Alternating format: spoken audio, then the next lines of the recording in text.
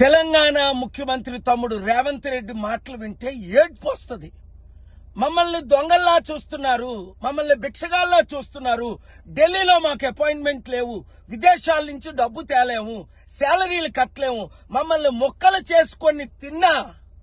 వినండి, రాష్ట్రం ఆర్థికంగా బాగా లేదు, అప్పు పుడతలేదు, అనా పైసా ఎవడు ఇస్తలేడు.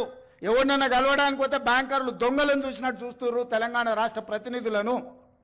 ఎవడు ఢిల్లీకి పోతే అపాయింట్మెంట్ కూడా ఇస్తలేడు, వీడు వస్తే చెప్పులు కూడా ఎత్తుకుపోతాడేమో అన్నట్టుగా ఆ పరిస్థితి ఉంది దేశం ముందల. అప్పు పుడితే నేను కూడా ఏదో ఒకటి చేసి తెచ్చిచ్చేటను, అప్పు పుట్టట్లేదు, ఎవడు బజార్లో నమ్మడం లేదు. స్వీయ నియంత్రణనే దీనికి పరిష్కారము. ఉన్నంతలో గౌరవంగా సంసారాన్ని నడిపితే బజార్లో ఎవడైనా నమ్ముతాడు. వీధికెక్కి రచ్చ చేసుకుంటే కుటుంబం పరువు బజార్లో పడేసుకుంటే ఎట్లుంటుందో, ఉద్యోగ సంఘ నాయకులారా, రాష్ట్ర ప్రభుత్వం అనేది మన కుటుంబము. ఈ పరువును బజార్లో మీరు పడేస్తాము అని అంటే కుటుంబ పెద్దగా వద్దు అని నేను విజ్ఞప్తి చేస్తున్నా. విన్నారు కదా, నేను చెప్పాను.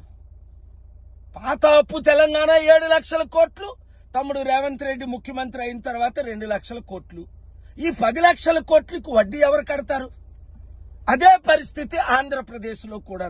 తెలుగు ప్రజలారా, ఈ ముఖ్యమంత్రులు మారి నాతో పాటు గత వారం వాషింగ్టన్ డీసీలో, అమెరికాలో, 2 వారాల క్రిందట టర్కీ, యూరప్ లో సమిట్లకు వచ్చుంటే 100,000 కోట్లు, కనీసం సంవత్సరానికి 1,02 కోట్లు తెచ్చుకున్నా నిరుద్యోగులు ఆత్మహత్య చేసుకోరు, రైతులు ఆత్మహత్య చేసుకోరు, జీతాలు ఉద్యోగస్తులకు ఇవ్వచ్చు, ఇన్వెస్ట్మెంట్లు తేవచ్చు, అభివృద్ధి చేయొచ్చు. అంటే కలుద్దాం అంటారు, మరి కలరు. వాళ్ళు కలిసేటట్టు ప్రార్థించండి.